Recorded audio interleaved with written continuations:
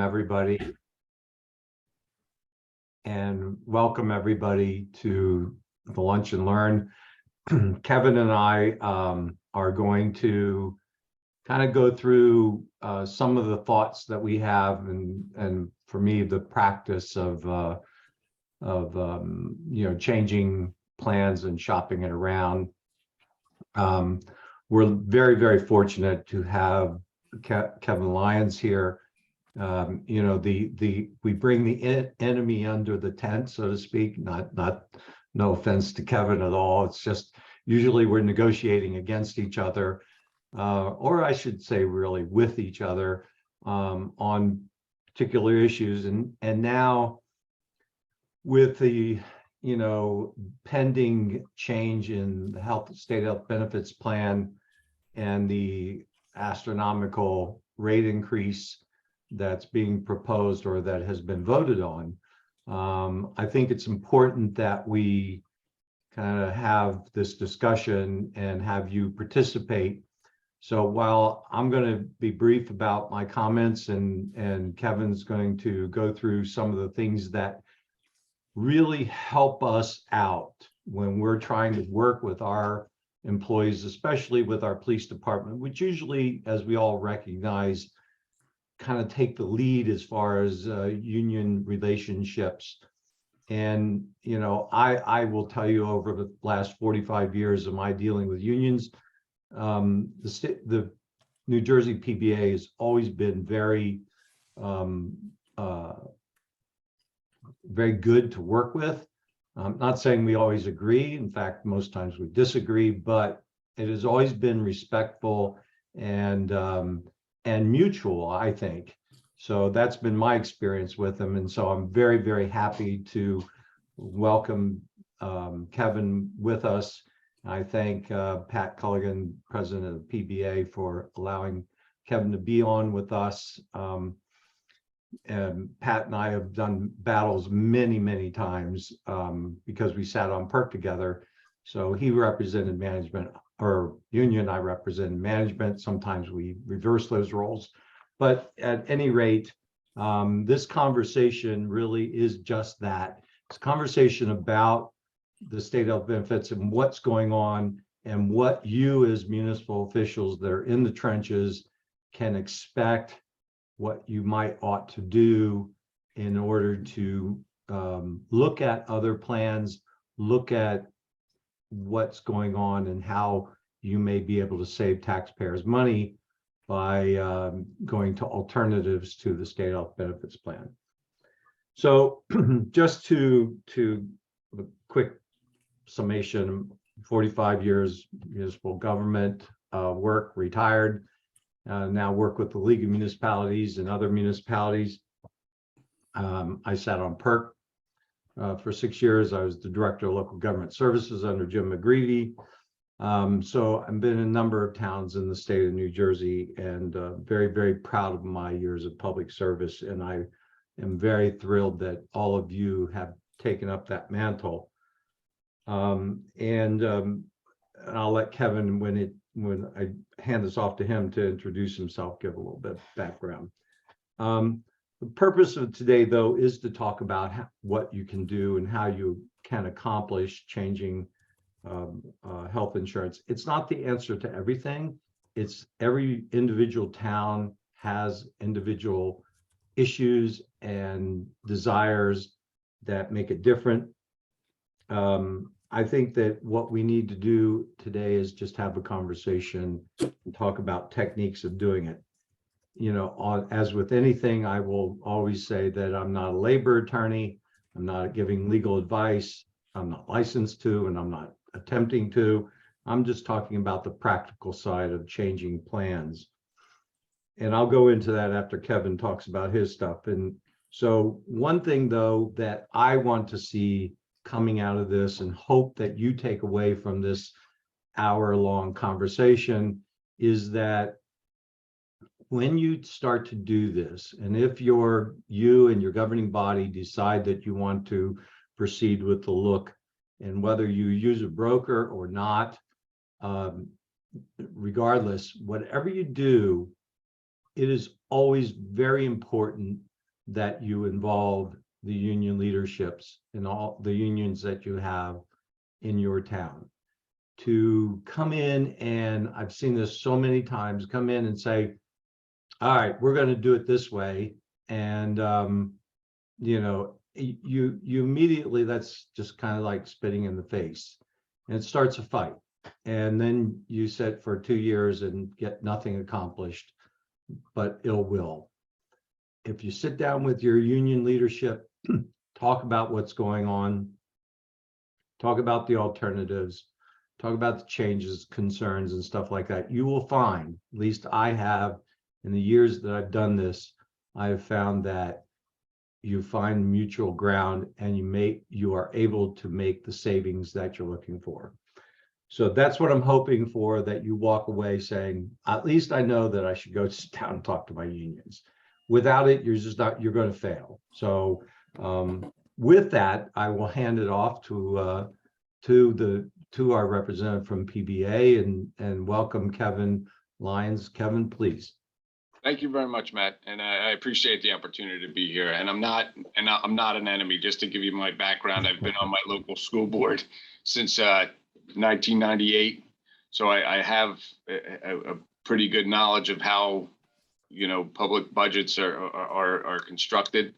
I know municipalities are a little bit different, but I also I'm a retired police detective. I negotiated contracts for the PBA and I negotiated contracts for the board in my time. And one of the things that I've always tried to uphold is treat people like I want to be treated, right? So to Matt's comments, I think the conversation needs to occur between management and labor in order to weather this storm. And the one thing that can't come out of this is the insurers can't win, and the state and the insurers need to be held to account. And one of the ways we do that is by finding different paths to provide high quality healthcare to our members. Because if you go back, you know, healthcare is not just something you give the employees, right? Healthcare helps retain employees. It keeps your employees safe. It keeps them from getting sick, and produces a better employee. There's study after study that speaks to that. I'm currently enrolled in some classes at the International Foundation. I encourage you all to do the same. Gives you a better perspective of health insurance. But to what Matt said, I think it's real important right now is that we have these conversations together. And while nothing I say here is absolute, healthcare personally it's a very personal decision. And it's also complicated, and most people don't understand it.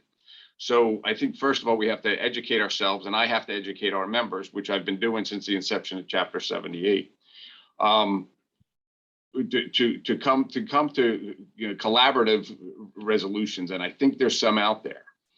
We are not opposed as an organization to anybody leaving the state health benefits plan. We certainly understand and expect that the towns will honor the equal to or better than, or, you know, substantially similar language, whatever language is in the collective bargaining agreement, you know, and we think that's very important. And we've actually taken the initiative to reach out to some other insurers to make sure that they had the ability to do that. And everyone I've spoken to, all the major ones, have told us flat out that no, we can match a state health benefits plan on a benefit level. The state has got to stop acting like a wholly owned subsidiary of Horizon. Okay, that's really what needs to be done to fix this. So if you're going to make this move, I would suggest to you that you don't act like one either, that you take control of your plan design, you take control, you collaborate with the members, you see where there could be cost savings. We'll sit at the table with you and talk about this. We encourage our members. I just wrote a 2,000-word article, which is my longest article in 10 years at Cops Magazine, trying to work our people through there. It's once again, it's very simple to come out of the state health benefits plan and match. It's hard to have another plan and go back in. All right. And one of the things we talked about too is cost savings. It is problematic to the state health benefits plan when we use the state health benefits plan as a backstop, because what that does is create adverse selection, okay, which the sick people will be in the plan that they can all get in, and then, you know, it's subsidized by others. And we as members, and just so everybody on this call knows this, we commissioned a study a few years ago, an actuary report, and police and fire overpay by 41%. Our premiums are 41% too high for our utilization rates. So we take that to heart, but at the same time, we're looking for cost savings, and insurance by nature of the term is risk spread across a group, right? So we know that we're going to subsidize other people. But we're also on the higher side of the Chapter 78 guide, which most municipalities are still in. So it's a double whammy for us, So we really have taken this seriously. We certainly want to come up with answers and solutions. We don't want our members to get a $2,500 increase this year if they stay in Direct 10.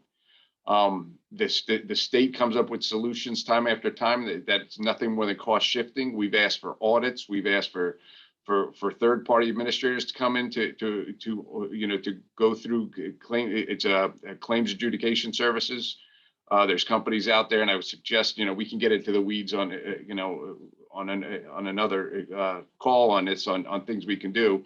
But I just want to bring to everybody here, labor has brought every single cost saving measure to the design committee stage. Okay.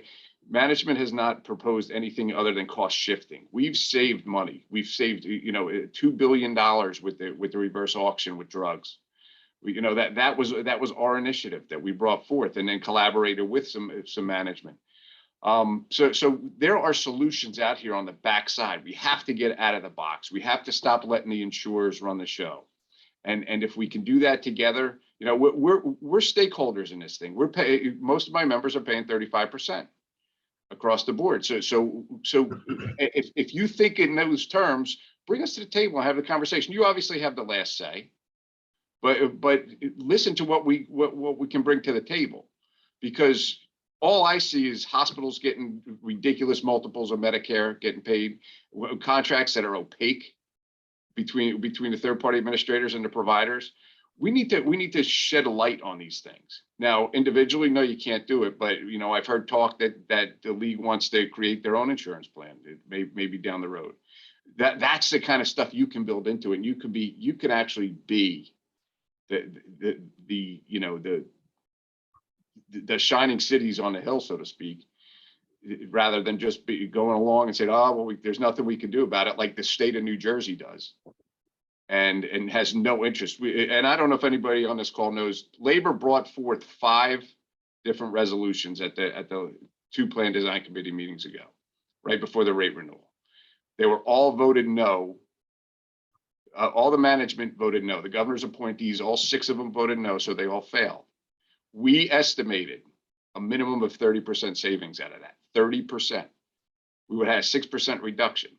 At the same time, in the rate renewal report, if you had the opportunity to review the rate renewal report, just the one issue with navigation and advocacy that Horizon's being paid for was 6.5% of the rate increase. And they're not being held to task. The claim still hasn't been adjudicated to this point.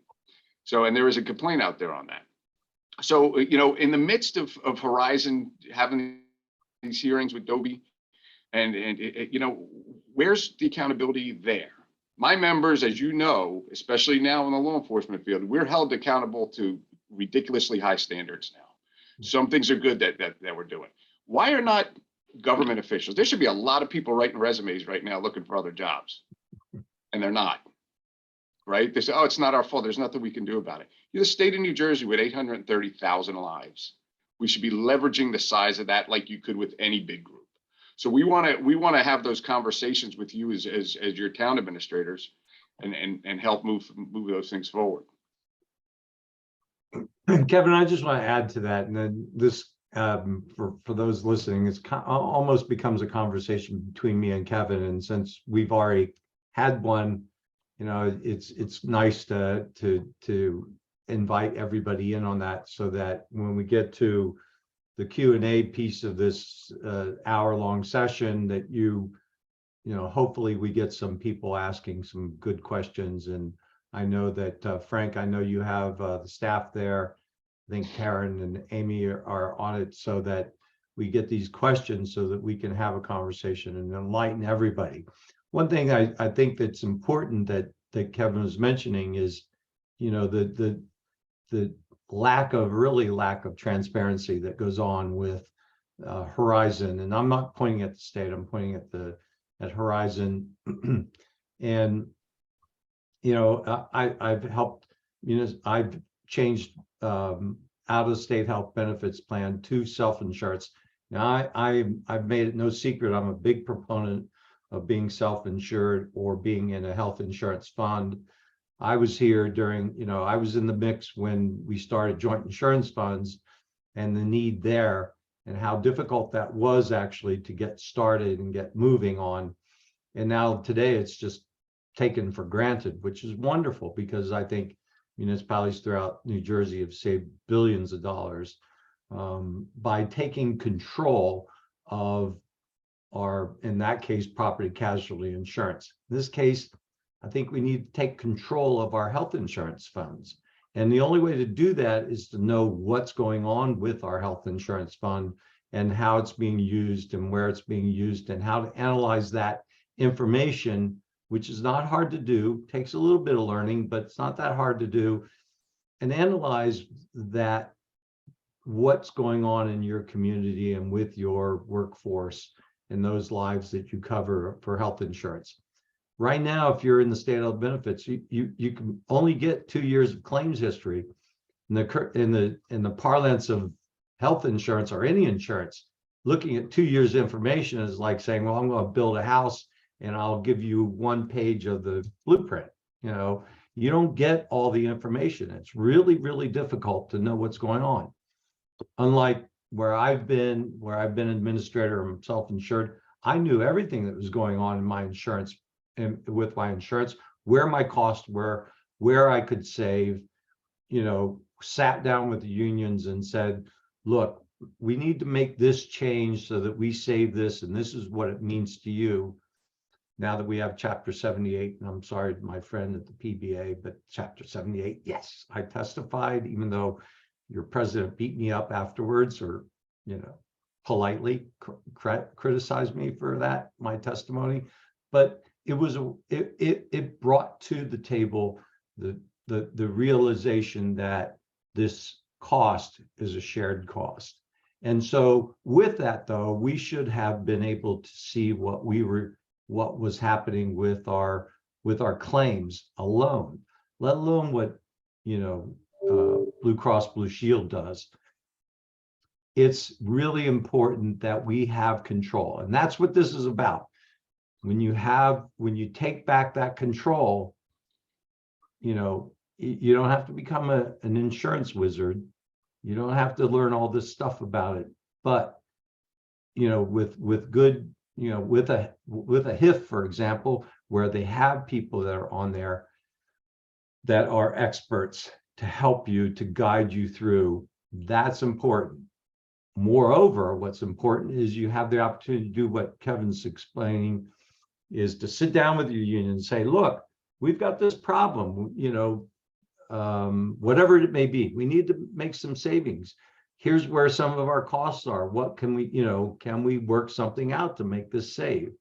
And in every circumstances I've experienced over 40 years, that approach has been successful to some degree or another. You don't always get everything you want. You know that from negotiating contracts, but you get the majority of it because you worked it out and you have peace and quiet. So I think that's important, that what we do is to look at those solutions and to try to get that information as best we can.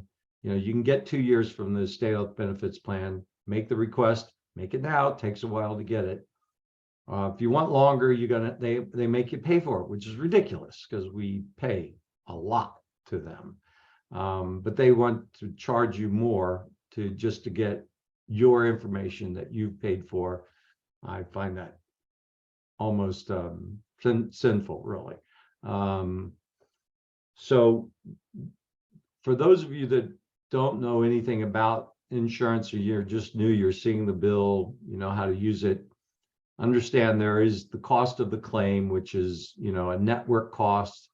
You have doctors and hospitals and facilities in a network, and you pay for that network, usually run by Blue Cross Blue Shield, Aetna, AmeriHealth, Cigna. Those are the big networks that are in New Jersey. And so you have the cost of the network, you have the cost of the claim, and then you have claims adjudication and management, which is all done by the TPA. And that, I think, is what Kevin's talking about, is the state health benefits plan. It is the it is the Blue Cross Blue Shield that runs that. And that's where I have found, and Kevin has echoed that or said that, I'm echoing it, that you can't get to them. You can't, it's like, you just pay this. We all experience this with the pension system too. You know, we're paying more than state employees are for their pension system. Matt, one of the things that you just hit on with the TPA, one of the core problems that I think exists in this whole system that we currently have. Senator Sarlo had a bill several years ago that would have separated the network and the claims administration. All right, when it's both, when one person, one entity has both, that's the fox watching the hen house. Right. Right. You know, there's no checks and balances. So that's something to consider seriously, is having, buy the network from whoever your network provider is, and then have a separate claims third-party administrator do the claims. And that would have been it would have been earth-shattering for the state of New Jersey. We wouldn't be sitting here right now if that bill went through. But the Blues have rules. They're their own rules that say that they can't do that. And somebody said, well, I have rules that say I should make $5 million a year, but nobody pays attention. You know, I can't. It's very frustrating. That would have changed the landscape tremendously, because that's one of the problems that we have, is that there need to be checks and balances in this whole. How many, as town administrators and leaders, how many checks and balances are there in purchasing and doing all these other things? You know, purchase orders. There's nothing. There is nothing. The state of New Jersey gets an email every day, say, and I'm just going to make up this number, $25 million is what our claims were yesterday. Okay, I'll press this button, paid. Right. That's what happens. Don't let anybody tell you what's different. So we need to learn from what we're going through now. Just going into another Blue Cross Blue Shield plan, if they failed to control cost, why would I give them my business? Right. We have to keep everybody honest here. And I think that's one of the big things. And I've talked to my members about this. Just because your card says another provider on it doesn't mean it's a bad plan. Now, I certainly would hope that if you're going to go to meet with the different labor unions, that you have a disruption report, and you could show them, look, 93% of our doctors are crossover. Right. So we're fine. That kind of stuff, those kind of numbers, you know, instead of just coming in with these huge plan design changes that may save you a percent or so, but they're more driven by the insurers. For instance, a big discussion right now is out-of-network costs. Right. At the PDC meeting, I asked Aon, what about out-of-network? How are we doing with out-of-network? Oh, out-of-network's not a problem. What is the first thing that wants to be taken, that they want to take away from the plans, is the out-of-network, lower the out-of-network spend. Well, that does nothing but empowers the network administrator, because now they get to negotiate a rate that you still don't know, and there's no checks and balances against it. So it's not always a bad thing, you know, to have an out-of-network and have that. There's also some professions, and we work very closely with a group of doctors too, the Doctor Patient Alliance, that kind of advises us and gives us another perspective. You know, there's some specialties, there's only 3 people and they're out of network in the state. So it's important to take all this in. You know, there's so many moving parts, but it's important that you work with your brokers, you know, and don't let your brokers drive the boat either. Yeah. That's the same thing, because brokers are incentivized by you paying more. That's how they make more money. You know?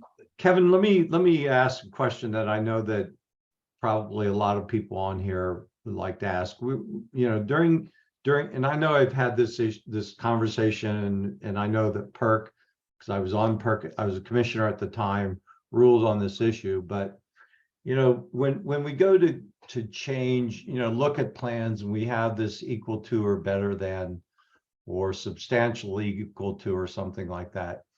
From a PBA perspective, from having one who has negotiated on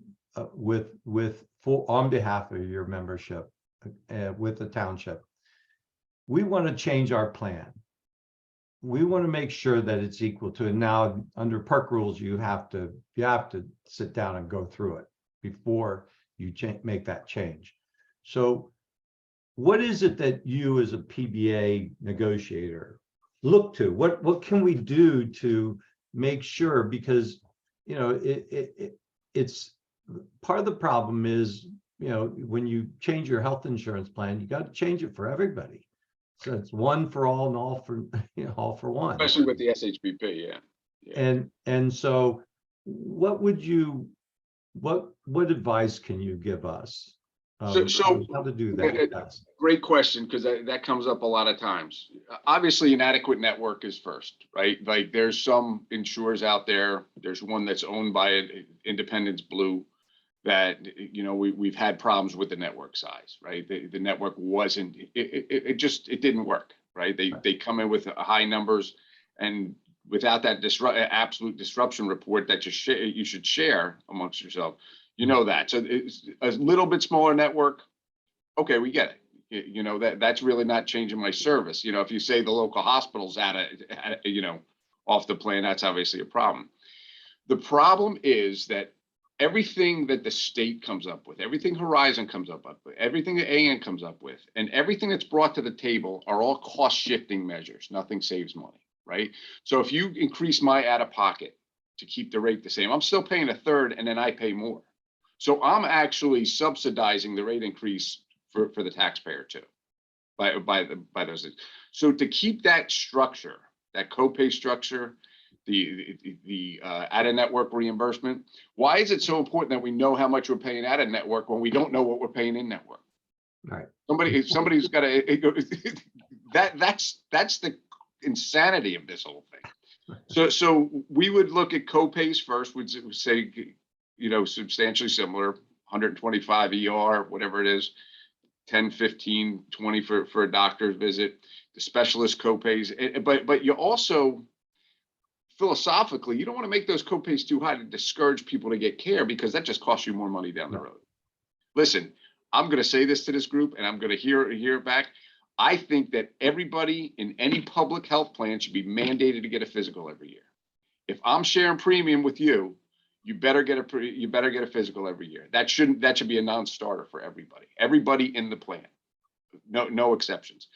So those are things that I kind of went off on a tangent, but it's essentially the structure of the plan is substantially similar. We acknowledge that no two plans are exactly alike. I think everybody does that. That's why the substantially similar is very important. But I think if you start going and changing copays, change deductibles on the out-of-network side, if you change them, then I believe the courts have held too that that's pretty much the bright line. Right. But and once again, I'm not an attorney either, but I kind of live this stuff every day now. Those are the things I'd be looking at first, and then just make sure the network's adequate.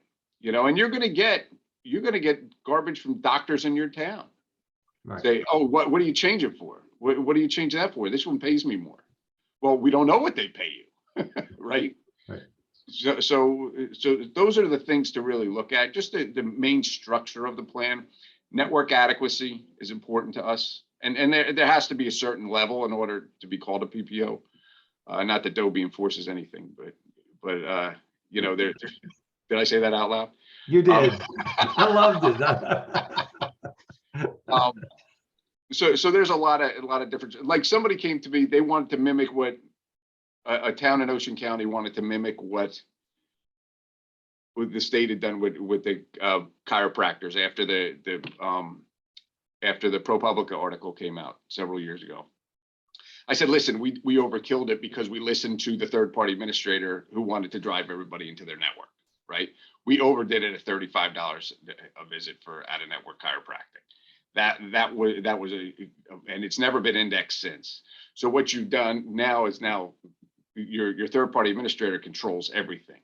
So what I said is, how about doing, for if chiropractic is a problem, do an index on a chiropractic, how much you'll pay per visit, and you only pay for 2 modules, two different treatments on any one, because that's where they run their bill up. They'll do 6 different things to you and charge for each of the 6 out of network. So those are the things where you can make plan design changes that are substantive, will save everybody money, and are reasonable, and people could still get the treatment. But in general, that's really what we look at. Is it the same? Like if you come in and you have an open formulary now, and you go to a very restrictive formulary on your prescription plan, and you change the co-pays at the same time, that's going to be a problem, right? That's where we see the most complaints, is that they can't get the drugs because the state went through a closed formulary as well. So those are some things to think about, to make drastic changes like that, which your broker will tell you, but you can also have the conversation, and you can also get a disruption report from your PBM as well. Right. Say, okay, who will this affect? Go to them. Say, hey, would you be all right? Could you ask your doctor if you'd be all right taking this one if we change these things on a formulary, especially in the smaller towns? It's real easy to do. Right. The formulary, you use some terms, and I want to make sure that the public, those that are on here, understand what those mean. The formulary, if you will, just explain formulary and the PBM. Sure. PBM is your pharmacy benefit manager. The most commonly used ones in New Jersey are Optum RX, and CVS, Caremark, and Benecare. Yeah, Benecard's a big one. There's several out there. There's the big ones that we all know about, right? So that's your pharmacy benefit manager. They're your third-party administrator for drugs, and on many levels, they're not much better than the third-party administrators for medical. You have to be real careful how your contract's drawn up with them, because there's a lot. It's a rebate-driven system. Right. Okay. So when you have to know what those rebates are, what anything that the PBM's getting should be passed through back to you. Formulary is the list of drugs that are available. Okay. So there may be high cost options for something that have the same efficacy as something with a lower cost. Well, you may say, well, we're going to exclude that drug, and it goes on an exclusionary list. Right. I suggest especially in these cases, that there be a pathway to that drug through, if it's needed in a medical sense. And like you were saying before, Matt, when you do run your own plan, you have those windows, right? You have those windows to call up and say, hey, everything's lining up. This person needs this drug. They can't take the other one. There's a dye in it that they're allergic to. Rarely happens, but it will be the highest. It would take so much of your time as an administrator to deal with that. Just try and have a safety valve, I call it. Yeah, and I will say this, just to pitch self insurance. And I think Kevin and you and I spoke about this earlier, is that I've had those circumstances where we did some management of what you could take and what you couldn't take, as far as what was really expensive and things like that. But when somebody actually, when you try to capture that and change it, and you have that one exception, the nice thing about self-insured, or even with the HIFs, you can sit there and go, this is needed. This employee has this need, and you can go through and get them taken care of.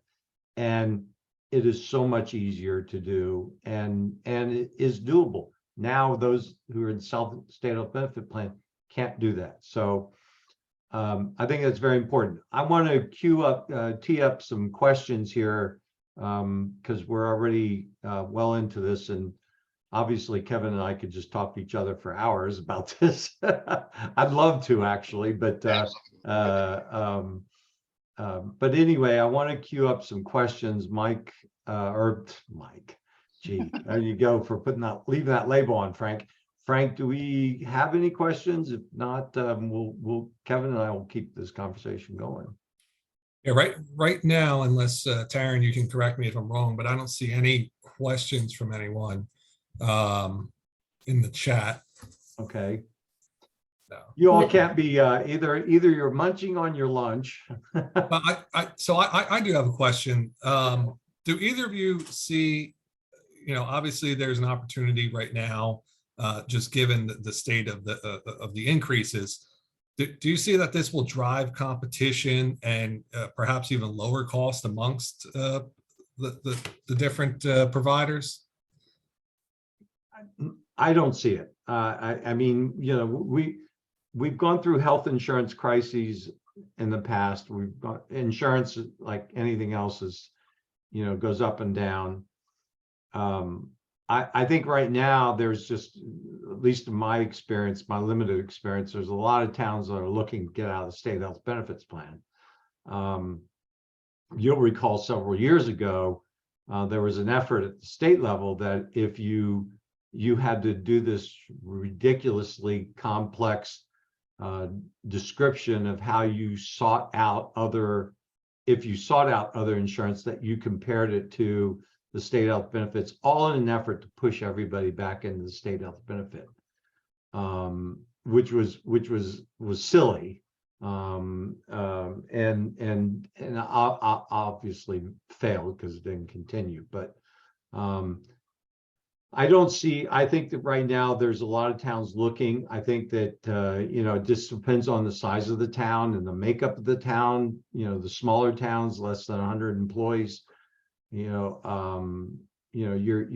limited on your options. And for the larger towns, I know a lot of them are if they haven't already, they are seeking out self-insurance at least. So Kevin, what do you see?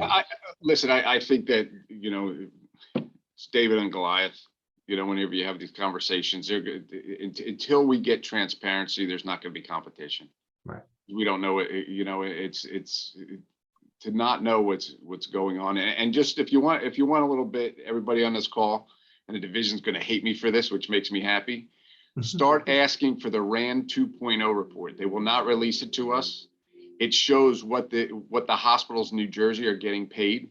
It used basically state information. I've asked for it for months.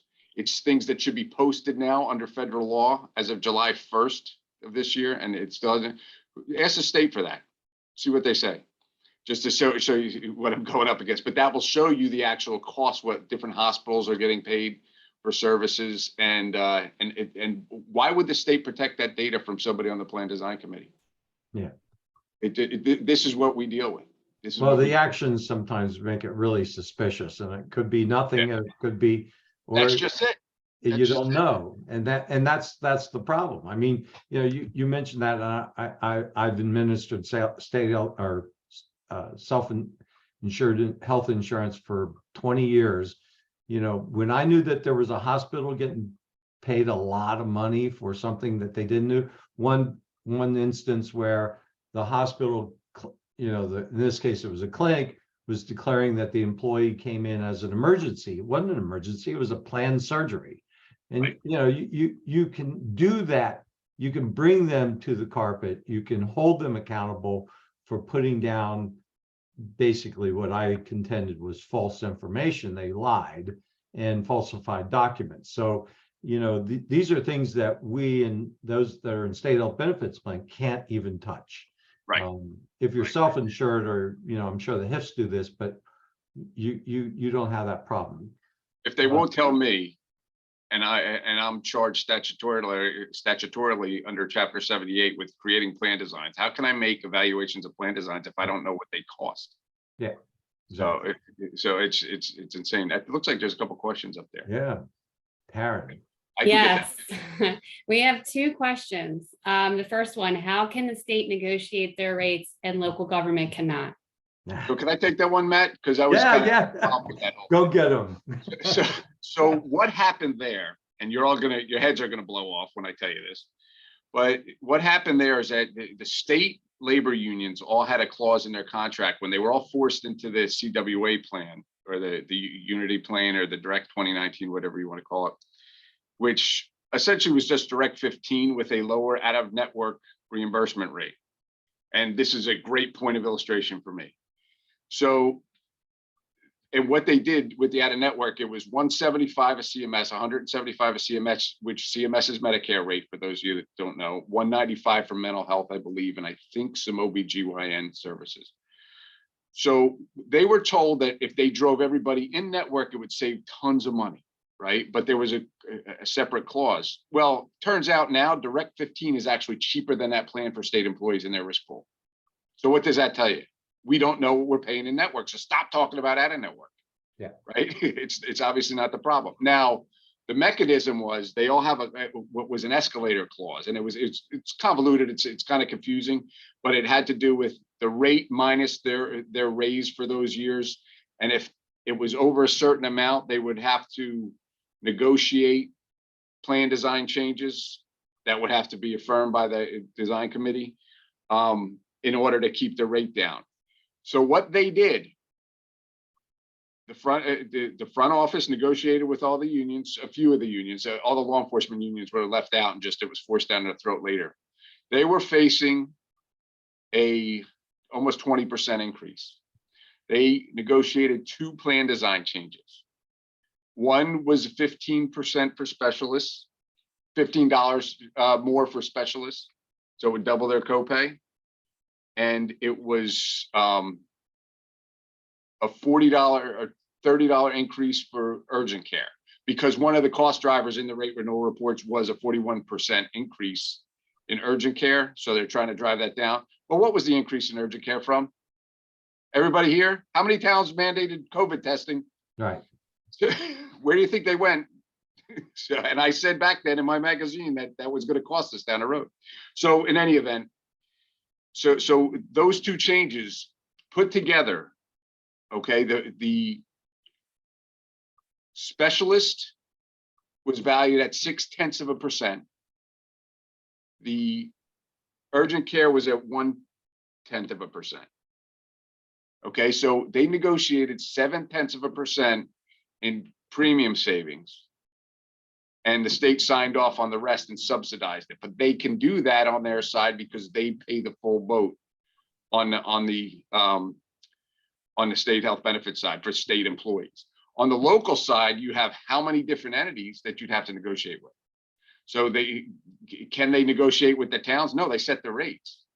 So, and there are discussions going on now, and they're ludicrous from the reports I'm getting. But I don't see any relief coming for municipalities, because the argument would be then it's not collectively bargained, right? They use the collective bargaining side on the state. They can't the state can't collectively bargain with my PBA, right? So how does that? Only the municipalities can. And if they subsidize the rates, what happens to the towns that are currently not in the state health benefits plan? They'll throw their hands up and say, hey, what about me? Right. So I hope that answers the question. That's what happened. And I think that, the problem is, this is so familiar to me because, the pension fight, the fact that, for years we've documented that municipal government is subsidizing state health or state pension. And, the PBA, the police and fire unions were very effective at getting them out of the state, state control of their pension, which was brilliant. And, at the same time we were trying, I know the league did, and, I was part of that conversation to try and get municipal government out of the pension system for the very same reason that we're seeing this here, is that employees we have no control. We just, here it is. This is what you get. pay it. And we don't get control of it. Taryn, you want to, I see we got a couple more questions, so. Yep. Went to a seminar the other day where they talked about the disruption report, and it sounded like the NJHIF would not be able to provide that because they cannot get the info from NJ SHBP. Is there another way of getting it, or did I misunderstand what they were saying? Because it would be Horizon versus whoever you're looking at for disruption, right? So they know what the Horizon network is, and they would tell you, they would be able to tell off of that data. When they pull the 2 years data, what doctors everybody's using. Yeah, I'm not sure that that all was understood. I mean, you know, the HIF is just representing, you know, is just us. It's a group of towns. So if we can't get it, they can't get it. They're not going to get it to the HIF either. So I'm not sure quite what that's asking. So Amy, Spira, I'm not sure if you want to send me a note or Kevin a note. You know, we'll be glad to try and help you out there. Taryn? I think that's it. There was one other question, but it was answered in the chat. I think it was just a clarification of what was said, but Yeah, the state doesn't pay. The state doesn't pay. It didn't pay. They have Chapter 78 as well. Actually, they have a percentage of salary guide under those contracts they negotiated, kind of like Chapter 44 for the teachers. So that's where that clause came from. But they do not pay 100% of the cost. They still pay substantially. You know, a substantial. Kevin and I both posted our email addresses in the chat line. So if anybody wants to send a question, you know, or want to follow up on something, just let us know. Glad to help out. Anybody else? Matt, can we just touch on the people that are going to be stuck in the state health benefits plan? Because that's going to happen, right? There's going to be people because of your experience, you're not going to be able to get good rates. We've come up and we've talked to our members, and once again, I'm going to qualify what I'm saying by saying health insurance is a very personal decision to everybody, right? They have to make sure their family's taken care of, and there's no one size fits all. We know that, right? Not even for your towns, there's not one size fits all. So, you know, if we are advising our members of some options that if they can tolerate this for a year, if they were, let's just say if they go on the tiered network, which I hate because it's Horizon's baby. Right. But if they go to that right now, it'll actually be $1,200 less than what they're paying this year in Direct 10. So there are options to weather the storm. Everybody has said that this is a 1-year blip, you know, not to take away from moving on, and, you know, to your own plan. The only thing I would ask that if you do decide to move on, just have a test every year. Look and see. Don't get stuck and say, you know, oh, the state health benefits plan went down 10% this year, or so I'm not even going to talk about it, because that's not doing a service to your taxpayers or your members either, your employees either. So just, you know, this is, I think that this crisis is going to breed some kind of change. It's got to. Yeah. It's got to, right? So you know, and I'd love to see the SHBP fixed. And if they took our 5 recommendations, it'd be fixed already, but they won't do it because they're not in charge. Yeah, what I did see is a bill, I think that dropped recently to expand the board on the state health benefit plan. And you know, it's funny. I would love to see on the design committee that some of the management seats maybe go to the league or to the counties, maybe 1-on-1. Because that would be tremendously helpful. Because if I, as a labor representative, come up with an idea, or you as you come up with an idea, we can collaborate. Right now, that's a voting block of 6. Right. And just so everybody knows, I voted against the other labor members before, and I took a lot of heat for it to make some substantial changes in 2016. That saved us a lot of money. So that's the way the PBA operates. We'll do the right thing, but right now, nobody on the other side wants to do what's right. They just want to follow it. They like status quo. Right. And status quo is costing our taxpayers, that's for sure. Okay, if there's no other questions, Frank, just I think that I think we had a healthy conversation. I think that hopefully it was enlightening to some of you, all of you. Take away something, nothing else. Make sure that you sit down with your unions and talk about this before you jump into it. It's very hard, it's very difficult, time consuming to make a change in health insurance, but there are all sorts of pitfalls. Typically, towns have brokers, brokers will help you, guide you through that. But, I'm hopeful that this gave you some information about what's going on. Those of you that are in the state health benefits plan and are considering changing, hopefully this has helped you out a little bit. So, Frank. Yeah, Matt and Kevin, thank you guys both for hopping on here and letting us your expertise and your time.